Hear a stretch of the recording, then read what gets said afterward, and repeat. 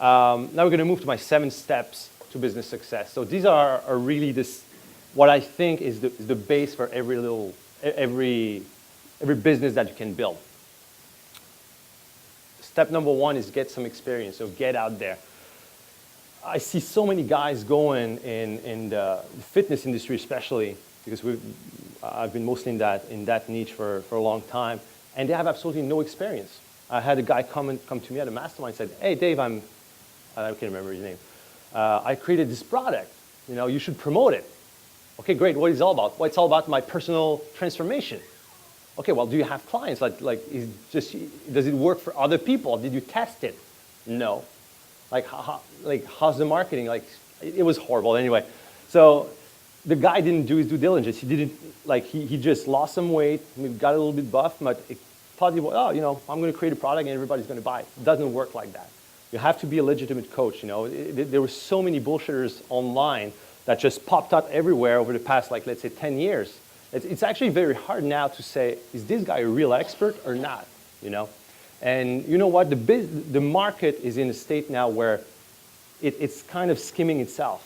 All the bullshitters they're going to be gone soon enough. All the real deal is going to stay, because bullshit is catching on all the time. So always get experience. If you want to be an expert, be a real one. Don't be a fraud. Figure out what you're great at. That's probably one of my most precious advice is, a lot of guys want to do everything, and they're trying to run their business by doing everything without figuring out exactly what they're great at. What's your genius? What are you absolutely the best at? And do that thing. Obviously there's different steps to that, but you have to figure out what's your unique skills. We all have unique skills. We all have something that we do better than someone else. And this is what you need to identify and figure out. That's big. Now you have to figure out what type of business do you want. Project yourself. What do you want? An online business? Do you want more of a brick and mortar business? Do you want to be with people? Do you want to be in an office? Do you want to work online from the beach, or you want to be tied to a specific place? This needs to be very clear, and that goes back to the exercise where you have to project yourself into your perfect, as Matt said, your ultimate work day, or your ultimate year, or how you want to do it. Okay. So it's very important that you figure this out early on, in my opinion. Plan how you will make money.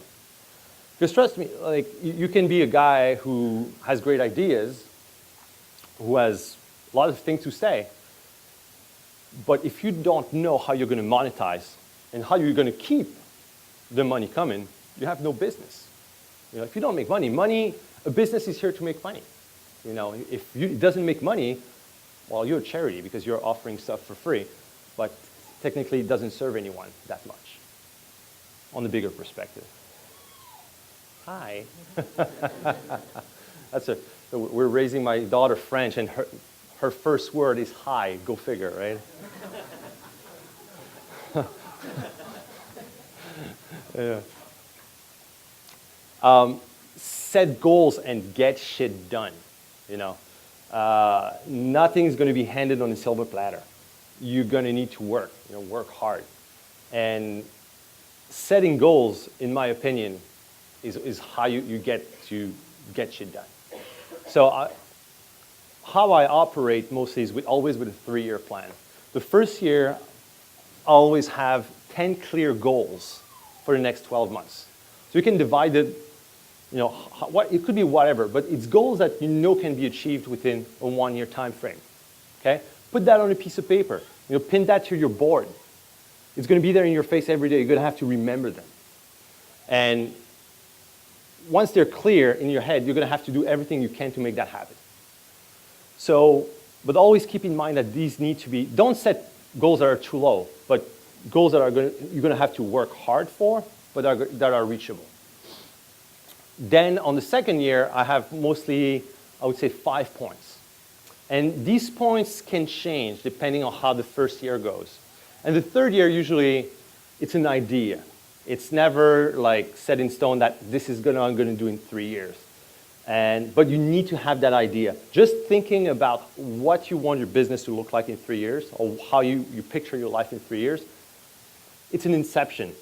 It will materialize if you work hard for it. There's also, that's one, write that down, the no going back rule.